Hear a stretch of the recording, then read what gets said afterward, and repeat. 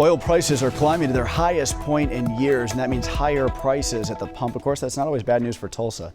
This Money Monday, our financial expert Paul Hood from Hood CPAs is here to help account for the growing price in gas. Paul, always great to see you. Of course, when I mean that is not the higher gas prices. Nobody really likes that, but oil prices, when they're high, that is good for our city.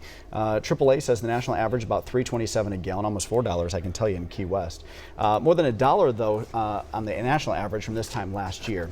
Paul, what's the best way that folks can just set aside a little bit more money because it's going to cost more when they go to fill up? Everybody needs gas. Sure. Well, you know, people have two options. You either bring more money in or you spend less in other areas. So the power of a budget is not just setting it, but in allowing the budget to control where your money goes. So, you know, if you've budgeted so much for food, and it's for eating out, and it's the 27th of the month, and you've met your budget, then you got to stop eating out.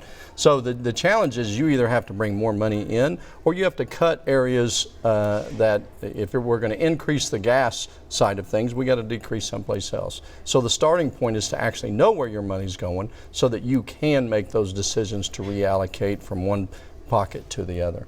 Yeah, nothing worse than at the end of the month saying, shoot, I don't have enough because I didn't really think ahead of time. Yeah, and what you don't want to do is get in a situation to where you're running up those credit cards. Sure. You know, and that happens when you're drifting, when you're not being intentional. So the key is most people can handle it if they'll just stop and be intentional where their money's going. That really takes us into this next subject, which is holiday shopping. Of course, that's right around the corner. The price hike for groceries and other items, of course, has people needing to stretch their budget even farther. What's your advice for sticking to a budget when it comes to holiday shopping and really thinking about that now beforehand? Because it's very easy. I'll do this. I'll start early getting gifts and then just continue to pile on, and before you know it, you almost have too many gifts. Yeah, so same thing, Brian. You need to figure out, try as best as possible to estimate the total amount you're going to spend.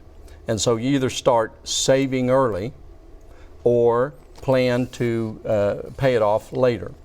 And one of the things that I encourage people to do, because it's not always about the gifts. I mean, how many gifts do we actually get, and 30 days later we just, you know, still have that gift or even know where it is? So a lot of times you can create more joy through memories. I mean, take your kids and have them go serve. Have them, you know, go in with you and pay somebody's grocery bill at the grocery store. I think that's the biggest gift you can give somebody, is the joy of giving. But the key is, it's just a common thing. We have to be proactive. We have to know how much you're going to spend, allocate it between the people that you're going to spend it on, and when you reach your limit, stop. That's the power of a budget. Stop when you've reached your limit. All right, I got to ask producer Aaron, do we have time for our viewer question for today? Because I know we're a little short on time. Are we doing all right? Okay, we have time for our viewer question. Comes in from Kyle. Kyle says, my brother and I recently inherited our father's house. We want to sell it to give some of the money to the grandchildren. What kind of taxes will be involved here for the grandkids, Paul? So I get this question all the time, Brian. When the person who receives a gift, it's never taxable to them. And so what will happen is when somebody dies, you get what's called a step up in basis. Now that's under attack under the current presidential regime. They're talking about doing away with that. But if grandma bought a house for $50,000 and she sells it for $200,000, or the family sells it for $200,000, there's no tax on the gain because you get a step up in basis. And then when they give the money to the grandkids, there's no tax there.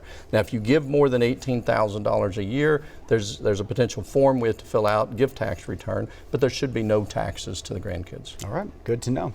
Good to see you. I missed you last week, buddy. All right, and if you're watching right now, you have a financial question you'd like for us to chat about next Monday, you can send your question into moneymonday@griffin.news. We're back right after this.